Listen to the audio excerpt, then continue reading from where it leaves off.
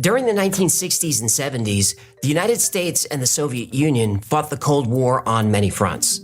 Some of these engagements were obvious, like the Cuban Missile Crisis and the proxy wars in Asia. Other conflicts were not so obvious. In the 1970s, America and Russia engaged in a new type of warfare, psychic warfare. The CIA was actively recruiting and training people with a natural talent for remote viewing. Remote viewing is projecting your consciousness to anywhere on Earth and beyond. One remote viewer, entirely by accident, found himself at Mount Hayes in Alaska. Mount Hayes is in the middle of nowhere. There's no civilization for miles, but something was calling him to the mountain. Then he looked inside the mountain. There was a base hidden inside Mount Hayes. Then he saw this was not a base built by humans. When multiple sources confirmed the existence of the base, they soon realized this was only the beginning.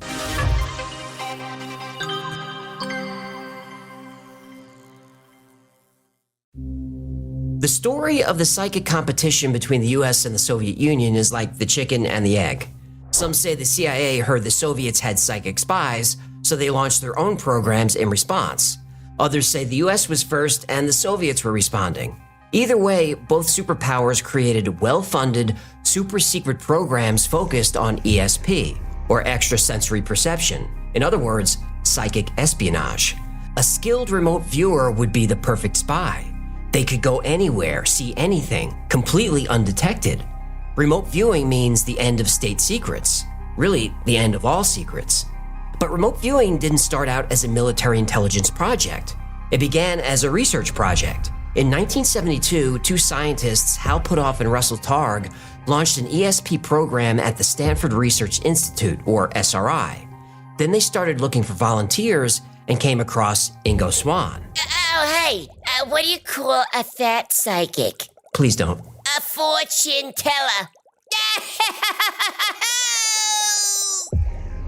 Ingo Swann claimed to be a great psychic.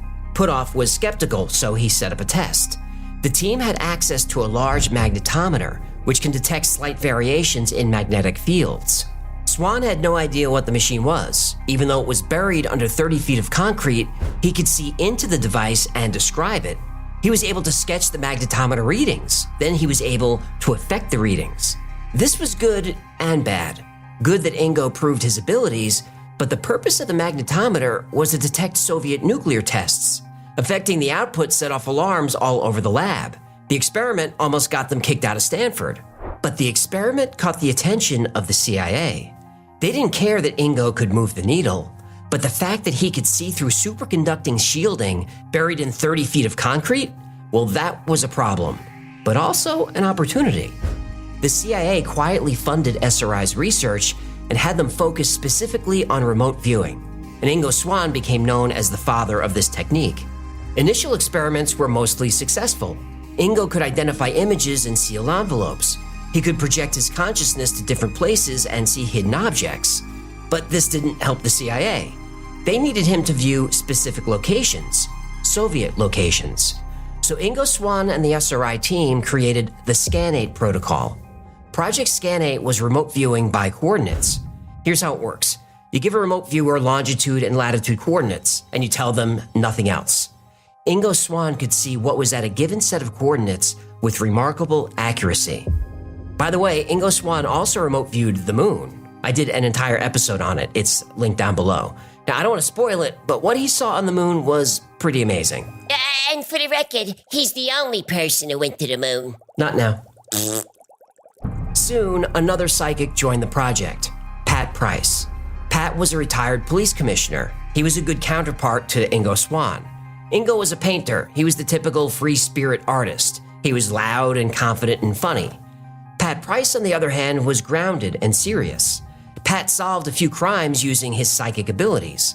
Now, at the time, Pat thought it was nothing more than intuition, hunches that usually turned out to be true. After he retired from the police department and had more time to focus, he realized his talent was more than intuition.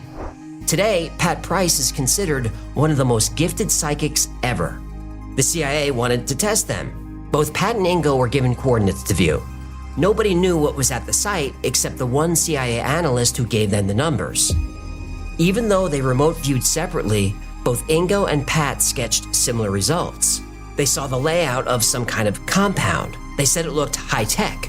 They described a large radar dish, a guardhouse. They saw roll-up doors and jeeps.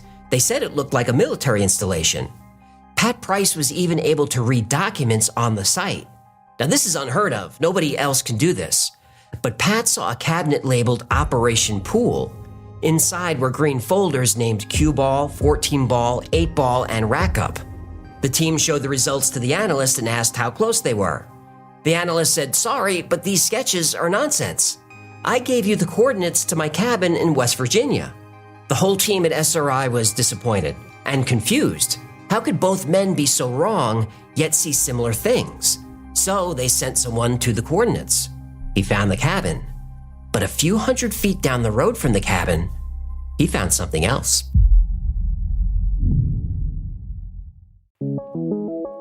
Ingo Swann and Pat Price were given the coordinates of a CIA analyst's vacation home in Sugar Grove, West Virginia. But when they remote viewed the location, that's not what they saw. They saw a military installation. The CIA analyst who gave the coordinates didn't realize that an NSA listening post was just over the ridge from his cabin. Pat and Ingo both assumed this was the target. This was the type of location they were usually asked to view. The Sugar Grove facility in West Virginia was one of the most secret NSA installations in the country. It captured information from Soviet satellites as they flew over. It served as a listening post for all kinds of transmissions. In fact, Sugar Grove is in the NRQZ, the National Radio Quiet Zone. The NRQZ covers about 13,000 square miles in Virginia, West Virginia, and Maryland. No radio signals of any kind are permitted there. If you fire up a radio, you will get a visit, a fine, and possibly jail time. A part of the zone is so locked down that microwave ovens and Wi-Fi are not permitted. I didn't know microwaves. Then how can you enjoy a fresh, delicious meal from Factor? Go to Factor, use promo code. Please don't plug them now. What, they didn't pay for a mid-roll? No. Okay, never mind. So Pat Price and Ingo Swann got it right. They described this facility in detail from Northern California, 3,000 miles away. And you'd think this would be cause for celebration. It wasn't. Every federal law enforcement agency in the country showed up at SRI. They wanted to know why some wacky CIA psychic contractors were spying on an NSA facility. And by the way, Project Cue Ball, Project 8 Ball, and Rack Up, these were so highly classified that even the project names were top secret. The NSA was furious. Once all the agencies calmed down, SRI went back to work. This time, the CIA would focus on the enemy. Oh, the American people? The Soviets. Ah. Pat Price was given coordinates to view. He said he saw a science fiction fantasy crane. Nobody knew what he was talking about. Pat grabbed a ruler, pen, and paper and drew a gantry crane. This type of crane is used to move shipping containers and lift ships out of the water. They're big. Pat said this was the most giant crane he'd ever seen. He saw someone walk by, and the wheels on the crane were 10 feet high, and the wheels were on train tracks. The CIA had a sketch based on aerial photographs of the site. There was a giant gantry crane. Inside the facility, Pat saw enormous steel spheres 60 feet across. There were no photographs of this. Nobody thought much of it. Pat said that whatever they were building, the Soviets couldn't get it to work. But 5 years later, U.S. intelligence would discover that the spheres were there. They were nuclear containment devices, and they never worked correctly. Pat Price was right again. At this point, CIA plucked Pat out of SRI. They wanted him to work for them directly. Pat was given more coordinates for a site in Russia. He tried to go there, but something was pulling his focus from his target. Something in Alaska. It was a mountain, Mount Hayes. Now, this was unexpected. Mount Hayes is desolate and remote. There are no roads and no civilization for miles. It's in the middle of a frozen wasteland. Pat said he didn't see anything. Oh, he lied? Yes. But later, on his own, he projected back to the mountain. Then Pat projected into the mountain. Then he understood why he was drawn there. Inside Mount Hayes was a huge base. He saw advanced technology and equipment. He saw computers and consoles and machines that he didn't understand. Then he saw the operators of the machines. Pat Pat saw beings that looked almost human, but were thin with large heads. And they were busy at work on something, though Pat Price didn't know what. Then Pat got scared. Inside the mountain, in the base, working alongside aliens, were humans, specifically U.S. military personnel. 2 days later, Pat was in Las Vegas. As he walked through his hotel lobby, someone bumped into him. Then Pat felt a sharp pain in his leg. The next day, Pat had severe stomach cramps, and later that evening, he was found dead in his hotel room. His body was quickly removed. No autopsy was performed. No crime scene was designated. The official cause of death was a heart attack. He was 56 years old. How do they know the cause of death without an autopsy? Good question, and we'll never know. Pat's body was cremated, and then they called his wife. Oh no. His remains are now in an unmarked grave in North Hollywood, we think. And I'm going to see what this is. This is marker 700. So indeed, Pat's grave is entirely unmarked. I think he deserves better than that. Pat was with the CIA for less than 4 months. A few years later, the CIA's remote viewing program was called Project Grill Flame. Same mission, different name. Eventually, it would be called Project Stargate. In 1980, the operations and training officer for the project was Skip Atwater. Skip was a retired Army intelligence officer now recruiting and training remote viewers.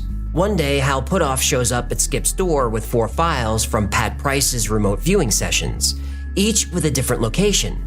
Pat gave the documents to Hal before going to work for the CIA full-time. Hal told Skip, "You might want to look at these."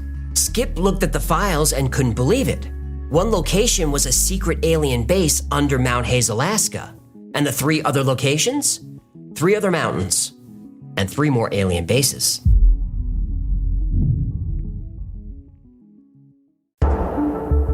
You've heard of the Bermuda Triangle. If you followed this channel for a while, you know about the Nevada Triangle. These are places where planes, ships, and people vanish without a trace. There are mysterious triangles all over the world. There's the Dragon Triangle in Japan, the Formosa Triangle in Taiwan, and quite a few others. There's also the Alaska Triangle. The points are Juneau in the east, Anchorage in the west, then up to Barrow in the north.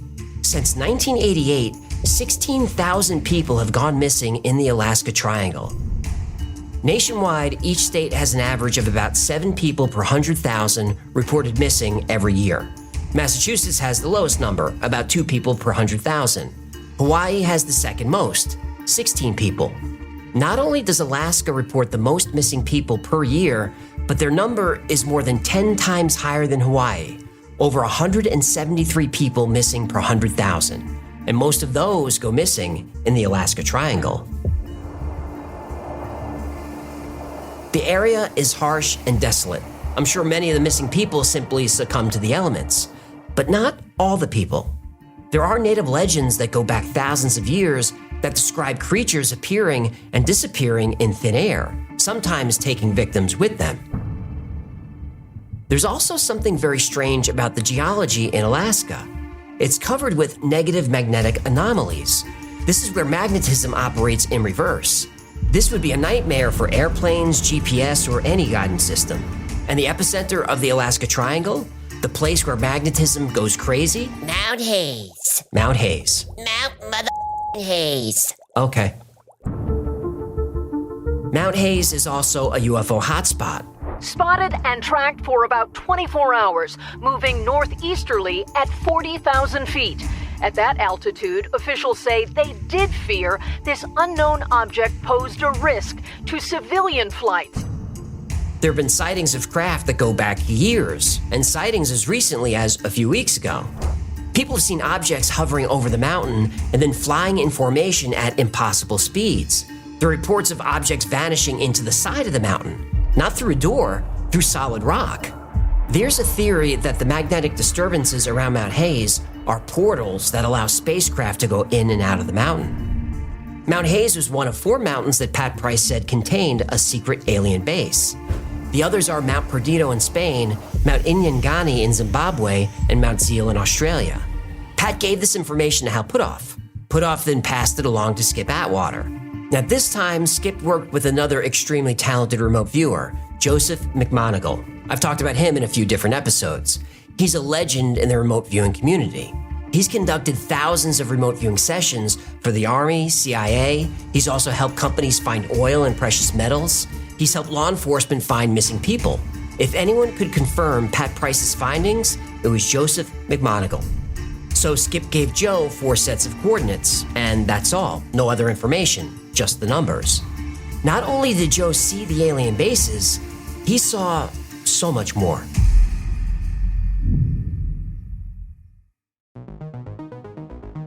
It was July 28, 1982. Project 8200 begins. Skip Atwater dimmed the lights in the interview room and took a seat. Joe McMoneagle sat on the other side of the table, pen and paper ready. Joe had no idea what he'd be viewing. That's the ideal protocol. If a remote viewer is given information about a location in advance, it could ruin the entire process. Even small details can distract a remote viewer. Details create expectations, which can lead to false positives. For example, you can't say, remote view this bowling alley. The remote viewer will start seeing balls rolling and pins falling. Beer drinking. Right. I'm throwing rocks tonight. I got it. Are they really seeing these things, or is this just what they'd expect to see at any bowling alley? The only way to be sure a remote viewer sees the correct location is by giving them nothing. Skip had a map in a sealed envelope. He then read a series of numbers, coordinates. 63 degrees, 39 minutes north, 146 degrees, 45 minutes west. Joe didn't know what this was, but Skip knew it was Mount motherfucking Hayes. What? So Joe relaxed, closed his eyes, and projected his consciousness to those coordinates. As images came into his mind, he sketched them on paper. I have a bunch of water, land, ice, and all these general things written in here. This is generally a very desolate area. And I drew in the mountain range. I wrote mountains. This is a whole range of mountains that extends for thousands of miles. So that'll give you an idea of the scale at which I'm drawing here. And I sort of put an X where I perceive the target to be. Going to the target. And I believe that the target's placed deep in this mountain range in this desolate area. Water, land, ice, mountains, a desolate area. Joe was describing Mount Hayes. He drew a pretty accurate map of the area. It was time for Joe to go inside the mountain. Here's the target, which is perceptible. See tubes, like pipes, masses of electronics, grid work of some kind. This is the target, which is perceptible. It's an emitter of some kind. A sense of great power. Uses a great deal of power, energy. Very low frequency feeling. This is the target, which is describable. Huge ground grid forming a electronic arena. Seeing very large power input lines from a miniaturized nuclear power plant or power unit. Other tubes buried in the ground, they're coils. Tubes are coils. Joe said the things he was seeing were so foreign to him that he had trouble putting them into words. He said, imagine an Aborigine trying to describe the interior of a car. They don't really have any context. They don't have words for screws and bolts and glass and metal. That's how Joe felt. The technology was far beyond what he could comprehend. But Joe saw that the base was under a large dome. On top of the dome was an emitter sending a huge amount of energy into space.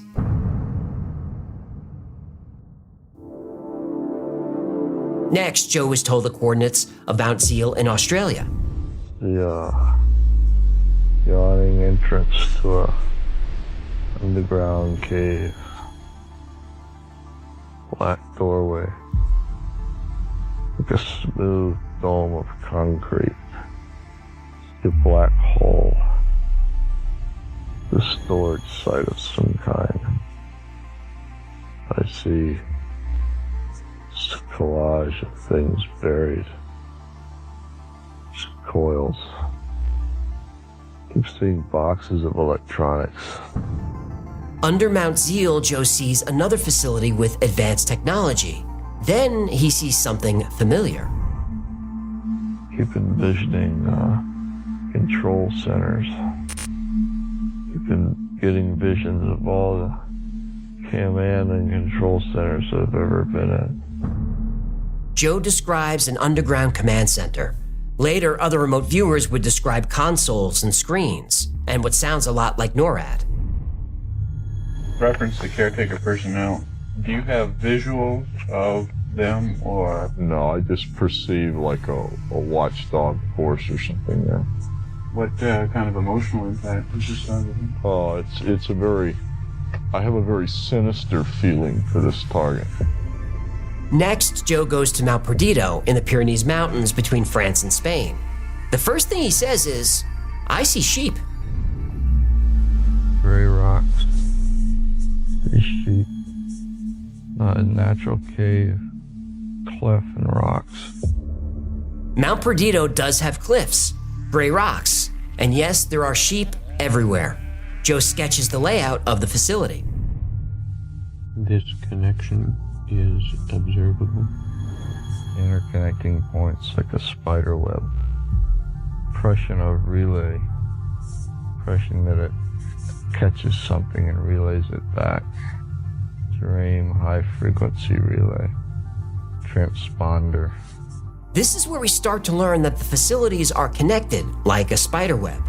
They'll get this impression of a string of beads in the sky circling the earth. Toward the end of the session, Joe could see the facility being built. He said the construction took place about 2 to 2.5 years ago. Oh, he saw aliens at the base? Nope. Oh. It was being built by people.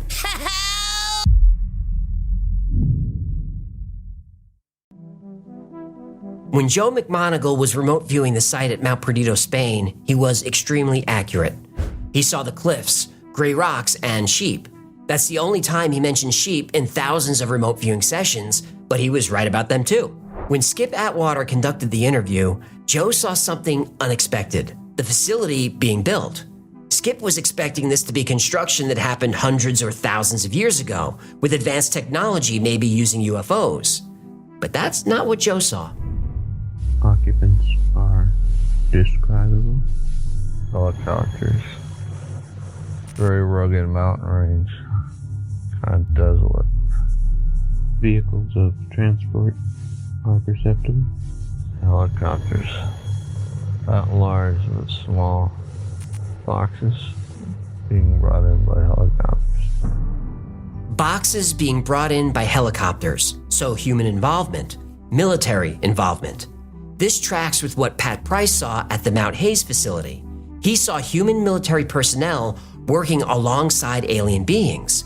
And just like Mount Hayes, Joe saw an emitter sending energy into space. Impression which I have labeled receive. I feel like this is situated in a footprint. In other words, it's being targeted with some kind of an emitter, and that's a receiver. I have a cable going down into a cleft in the rocks on this particular location, and in the cleft in the rocks is like a control black box and a power pack. Located in the center is a small dish or disc type shape with a spike in it, and that's a very high frequency emitter, and it emits straight up. And there's a necessity that this be located on an extremely tall mountaintop or desert high range of mountains. During this session, Joe also gets the sense that this location is also involved in transmitting and receiving energy and information. The last mountain viewed is Mount Inyagani in Zimbabwe. Joe sees a singular mountain, a group of high hills, There's a jungle close by. He sees black boxes of electronics. Again, he feels the concept of command, control, and communications. But everything comes together now. These command centers are linked. Joe says it's like a spider web. It's not turned on. Or it's turned on, but it's lying dormant. They're all lying dormant, but they're all turned on that are installed. They're still going in. I get that impression. This is just a gut feeling now, but this is a perception, a concept perception. Mm-hmm. If you equate this to a cobweb, every single angle in a cobweb represents a location on the cobweb. And I get an impression that the spider has not turned his whole cobweb on yet. But when he does, then it'll just be rattle the web anywhere. After the session, Joe tried to explain what he meant by spider web or cobweb. Now remember, Joe never mentions aliens, but he wasn't looking for aliens. He wasn't looking for anything, he was just given coordinates. But he sees technology he can't comprehend when he views these locations. This is all off the wall to me. My raw impressions are each one of these target sites is like a different spoke in a wheel. And that's a bad example, but it's like a different part of a jigsaw puzzle. And each one is dormant. It does nothing unless it's commanded to do something. Mm-hmm. And then all it does is transfer. It just transfers something. I get just an overwhelming feeling of the big 3C, command, control, and communications. What are these locations transferring, and to where? Joe sees it. Sensing and receiving and emitting relay. Location is an integral part of location. Get a fixed orbitable platform. It's not going anywhere. No occupants now, but there's a capability. It seems. Can't tell if it's occupiable there or occupied before delivery. It's fully automated. No occupants, fully automated. Like every remote viewing session, after Joe brings his consciousness back, he tries to explain what he saw and what he wrote down. Skip asks him to describe the space platform. In trying to go to the origin of the spaceborne platform, I got a very old and a very new sensation, like I got both sensations. It's like periods of time I'm talking about, I'm trying to equate to years, and they're not. There's like, I'm going from ancient to new to ultra modern back to new. I'm flopping around in time, so that's probably pretty important. What Joe means is that the technology is extremely advanced, but this space platform has been there for a long time. Ancient, he says. Okay, so where's the platform? This spaceborne platform is in a permanent fixed place. It's not rotating around the Earth, and it's not. It's like it's fastened with a string to the Earth, never moves, and it's way out there, so it has no decaying orbit. It's fixed. And these bases aren't just within the mountains; they're also under the ocean. Also, there's more than just these 4 locations. I have an immediate vision of seabed locations. I honestly believe that there are seabed locations of these things. Skip Atwater confirms this and all of these sessions in a talk he gave in 2009. And that's where he explains again, very old and that these have been here a long time, but what he is viewing is so new he doesn't understand it.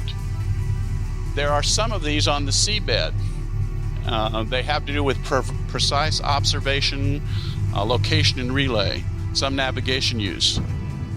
When Joe first viewed the Mount Hayes alien base, he got a sinister feeling. But as he viewed each location, that feeling became less and less. My initial target, or target number 1, was I had a very sinister feeling. Target number 2 got less sinister. Target number 3 was not sinister at all. This target has convinced me that this has no absolutely no evil content in the way that we would describe evil. Skip Atwater had another psychic who claimed to be in telepathic communication with these beings in the bases. The psychic asked them, "What do you think of humans?" The response was basically, "Not much." Uh-oh. Yeah, that sounded ominous to the psychic too, so he asked the being to explain. The response was, "We see humans like you see a flock of birds. There are a few of us interested in them scientifically, but most of the aliens on Earth, while aware of humans, don't see us as anything more than the other animals here. Yes, we're slightly more intelligent, but otherwise we're just animals in a zoo to them." Animals with nuclear weapons. Right, there's that. The only time ETs will involve themselves in our affairs is if we try to do something to harm the planet. How dare you! Notice I didn't say harm ourselves. The aliens don't care whether we're here or not, but they won't let us hurt their planet. Why not? Well, because the Earth provides them with resources. The 4 alien bases in the mountains, plus the bases in the ocean, are creating energy from something in the Earth. This energy is harnessed, concentrated, and sent to an orbital platform in deep space. What happens from there, nobody knows. Joe McMonagle's remote viewing sessions were focused primarily on technology, energy, and the space platform. Joe did see helicopters outside the base at Mount Perdido, but he didn't see the beings operating the bases. But Pat Price did see them. Pat Price said the bases contain beings that look like humans except for the heart, lungs, blood, and eyes. And if Pat Price says creatures are there, they're there. So Skip Atwater brought in a few other remote viewers, not only to confirm the existence of the bases, but also to see who was operating them. Were they aliens or were they humans? According to several other remote viewers, the answer is yes.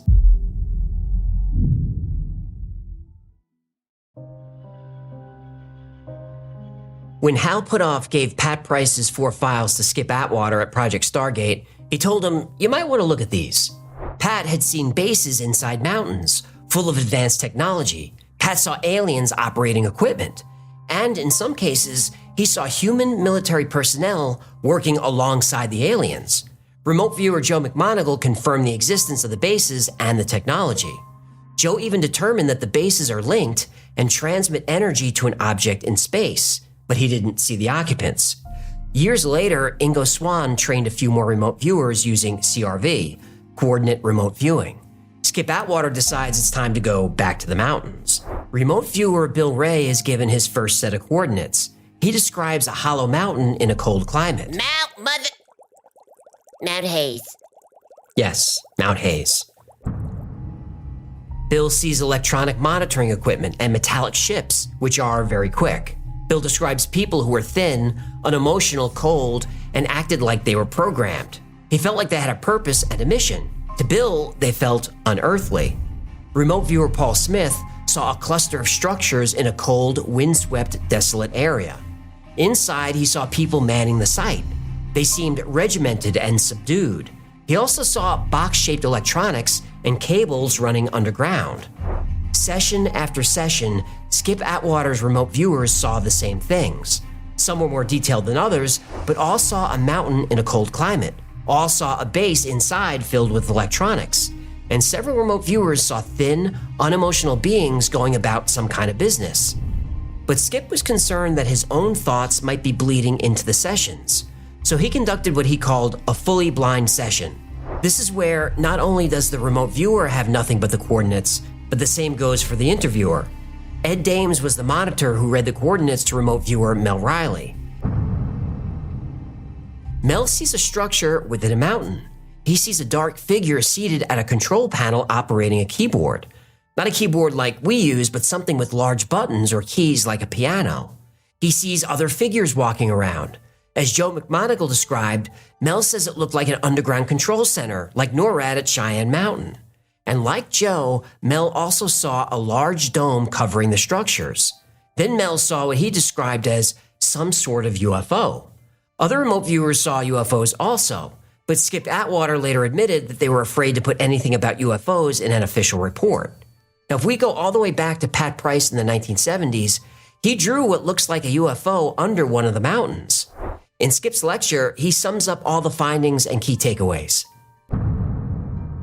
The Price data itself describes 4 locations which he claimed and which was presupposed to be UFO bases. How did Pat do this? I don't know how he initially targeted himself. The sites were highly protected from discovery. They were mutually supportive in purpose, and they're very high technology of some kind. And the purposes of these bases included a monitoring function.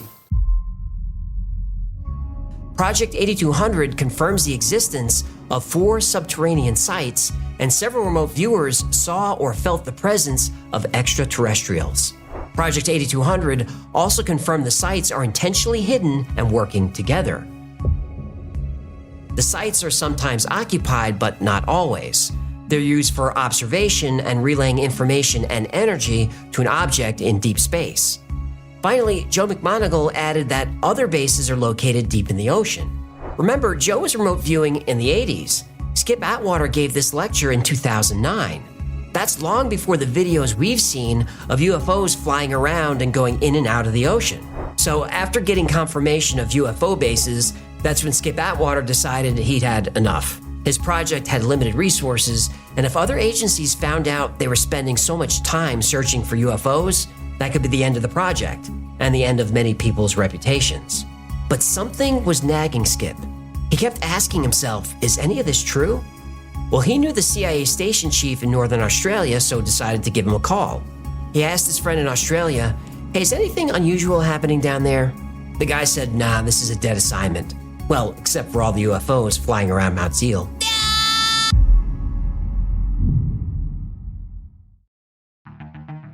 Project Stargate was discontinued in 1993.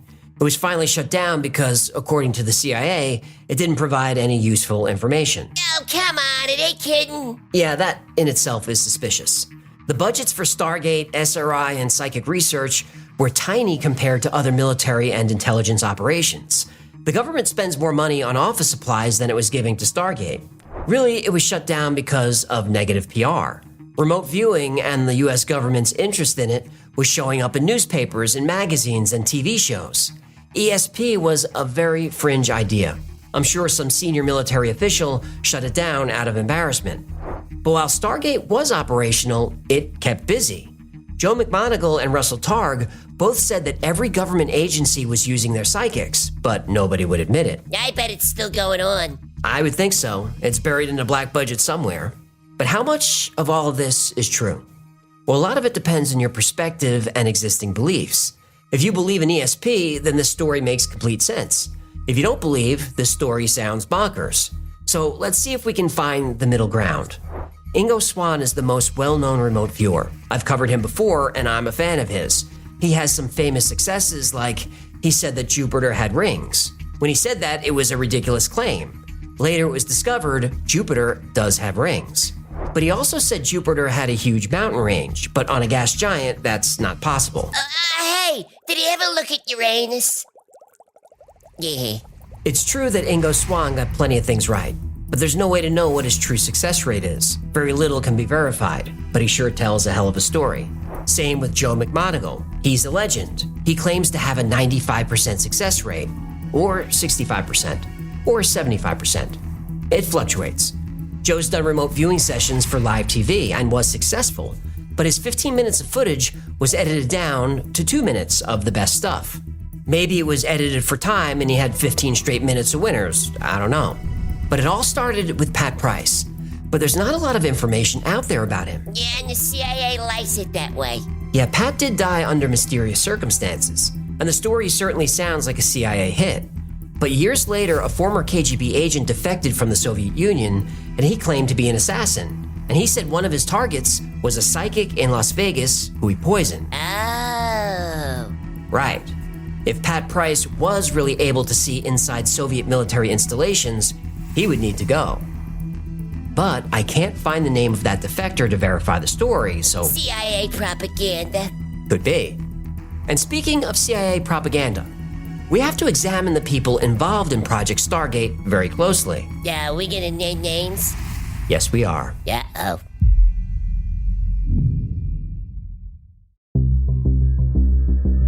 Since the 1970s, a number of people with very high security clearances have been working on UFO phenomena. They were interacting with each other so much they gave themselves code names. The code names were all birds, so they called themselves the Aviary. Cute. Well, let's start with the owl. Psychic research begins with Harold Hal Puthoff in the early 1970s at SRI, the Stanford Research Institute. We know that Puthoff worked with the CIA on Project Stargate, but the owl has worked on and off for the CIA and the Defense Intelligence Agency for years. But most of his work happened after he left the Church of Scientology. You bleep me? Well, you know we can't say the S word. They sue people. Fair enough. Well, how high did the owl get in the Church of Tom Cruise? Well, OT7. That was the top level at the time. Yikes. Oh, congratulations. What a nice achievement. Hey, I'm just giving information. I'm not making judgments. I am. Puthoff is also involved in UFOs. He founded To the Stars, a private venture investigating UFOs. Also on the board of To the Stars is Christopher Mellon, who's also former CIA and DIA, and Steve Justice, former director of Advanced Systems Development at Lockheed Martin, and Luis Elizondo, a former intelligence officer who says he ran ATIP. ATIP, or the Advanced Aerospace Threat Identification Program, essentially continued Project Blue Book. Elizondo says he ran this program. The Pentagon says he had nothing to do with it. Elizondo says this is a smear campaign. Pop quiz. Who do you believe? An intelligence officer or an intelligence agency? Neither. Correct. Next, Blue Jay. Dr. Kit Green also worked on Stargate, and he was a CIA analyst. In 2001, leaked emails showed that Dr. Green said the infamous alien autopsy video was true. It was. Well, it was a film produced in 1995, a hoax. Later, Green said that he never said it was real. He said the still shot of the face looked real. So, which is it? Next bird, Falcon. Falcon is the infamous Richard Doty. Doty was a special agent for the Air Force OSI, the Office of Special Investigations. He was in charge of UFO disinformation programs. One of Doty's assignments was to infiltrate the UFO community and flood it with as much disinformation as possible. This way people would know what to believe. Bill Moore, a well-known UFO author, destroyed his career in a single afternoon. He publicly said he was taking payments from the government via Doty and helping spread lies. He was essentially booed off the stage, and we haven't heard much from him since. But Doty has since come forward and said UFOs are real, and that most of the UFO stories we hear are real. And that's what is so disgusting and troubling within the UFO community. That's why I have nothing to do with them anymore. I've tried. I've went to UFO conventions and tried to explain what the truth is, and nobody wants to hear you because they've written a book that says it happened this way, and they're not going to listen to you, even though they really don't know the truth. Is he telling the truth now? Who knows? Our next bird is Woodpecker. Woodpecker is Jamie Shandera, a film producer. He's considered one of the birds who wants UFO disclosure, so there are good guys and bad guys in the aviary. But enter Bob Collins, aka Condor. Bob Collins is also a former intelligence agent with OSI who engaged in UFO disinformation campaigns. In 1989, a documentary was released called UFO Cover-Up Live. Shandera was featured in that documentary, but this TV program got people asking questions. Many in the UFO community consider the doc to be nothing but a disinformation campaign, and it's easy to see why. Bob Collins... Condor. Right. He stated in his book that after the documentary, he attended what he called a mini summit. This was a meeting to deal with the fallout of the TV show. At the summit was the Owl, Hal Puthoff, Falcon, Richard Doty, Blue Jay, Kit Green, and Bill Moore, who was being paid by the government to lie to the public about UFOs. According to Collins' book, quote, Kit Green took center stage by proposing several lines of attack involving disclosure strategies. So are they on the side of disclosure or disinformation? There's more. You might remember my episode on Project Serpo. This was an exchange program between the United States and aliens from the planet Serpo. It's a great story, and by the way, all these are linked below. Now, it took a long time, but the planet Serpo story was found to be a hoax perpetrated by what came to be known as the Team of Five. Two of the five were Victor Martinez and Bill Ryan, who ran the website disseminating the information. The information came from three men, Owl, Falcon, and Blue Jay, Puthoff, Doty, and Green. Once again, Doty later said Serpo is true, and it may be. But in telling the story, the team of 5 got caught telling all kinds of other lies. But some of the lies they say are true. I get into all this in the episode. And by the way, Bob Lazar and a few other whistleblowers also say Serpo is true, so you make the call. But birds of a feather stick together. Neither talk about it much, but for years, Doty, aka the Falcon, worked for Putoff, aka the Owl. Doty spent 10 years as a private contractor for Putoff's company, EarthTech. EarthTech worked with the U.S. intelligence community on black programs. Don't take my word for it. Here's how. The particular area that I took responsibility for is based on this. There was a critical issue.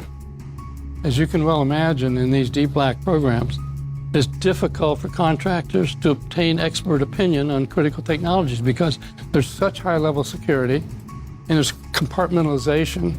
We call it stovepiping. And so I was contracted to commission papers from experts around the globe.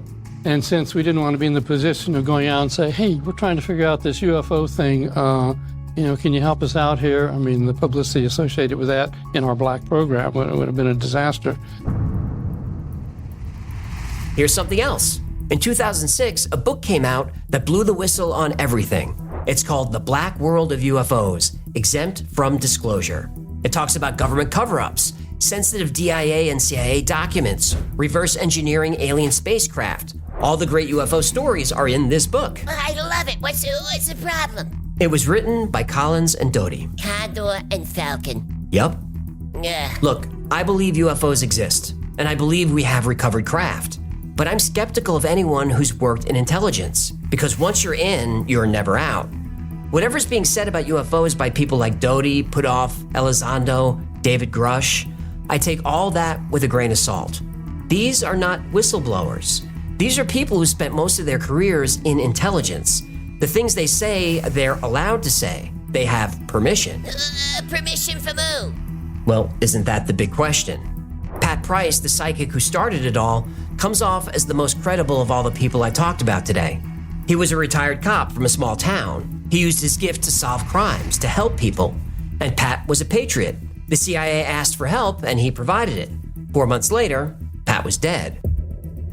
In my research, I found something Pat Price said that bothered me. He said this: people have infiltrated all government in sensitive positions, not to control government, the processes, or people, but rather to be in positions of power, to stop politically any activity that may produce a result that could cause discovery. Americans want information about UFOs released. Congress tried and couldn't do it. Presidents have tried and couldn't do it. So if our elected leaders aren't in charge, who is? During Stargate, it was discovered that anyone can learn remote viewing.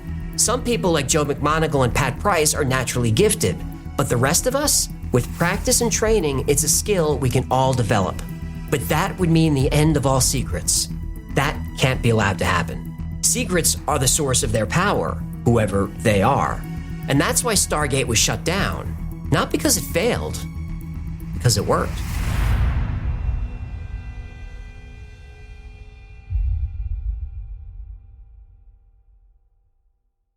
Thank you so much for hanging out with us today. My name is AJ. There's Hecklefish. Come stay. This has been the Y-Files. If you learned anything, had fun, do him a favor, subscribe, comment, like, share. That stuff really helps us out. And like every topic we cover here, today's was recommended by you. So if there's a story you'd like to see or learn more about, go to theyfiles.com/tips. And remember, the Y-Files is also a podcast. Twice a week, I post deep dives into the stories we cover here on the channel. I also post episodes that wouldn't be allowed on the channel. It's called the Y-Files Operation Podcast, and it's available everywhere you get podcasts. If you need more Y-Files in your life, because who doesn't? You can never get too much of this. Check out our Discord. There are thousands of people on there 24/7, and they talk about the same weird stuff that we do. It's a great community, it's a lot of fun, and it's free to join. And if you want to stay up to date with everything Y-Files, go to theyfiles.com/cal. Our production calendar's there. You can see what episodes are coming out, what podcasts, when we're doing live streams, watch-alongs, all that stuff. And special thanks to our patrons who make all of this happen. Every episode is dedicated to you. As you know, there'd be no Y-Files without your support. I can't believe you're here, but I'm truly grateful for you. The best way to support the channel is become a member on Patreon. For as little as $3 a month, you get access to perks like videos early with no commercials, access to merch only available to members, plus you get 2 private live streams every week just for you. Another great way to support the channel is grab something from the Wi-Fi store. Oh, wait a minute. I'm getting a vision.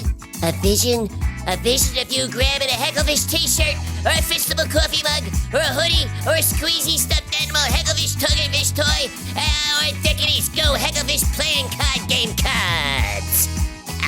That's gonna do it. Until next time, be safe, be kind, and know that you are appreciated.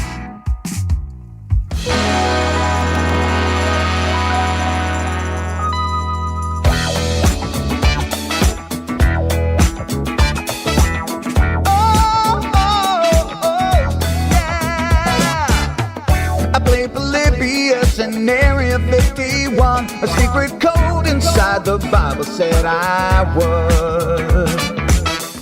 I love my UFOs and paranormal fun, as well as music, so I'm singing it like I should.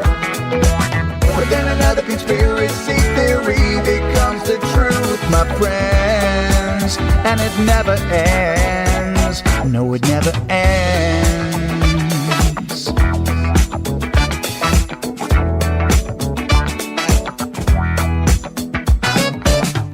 I feel the crap I got stuck inside Mel's hole with MK Ultra of being only too aware. Did Stanley Kubrick fake the moon landing alone on a film set, or were the shadow people there? The Roswell aliens just fought the smiling man, I'm told, and his name was Cold. And I can't believe I'm dancing with the fish. Hecklefish on Thursday nights, Wednesday J2, and the Wi-Fi's helping me all through the night. All I ever wanted was to just hear the truth, so the Wi-Fi's on repeat all through the night.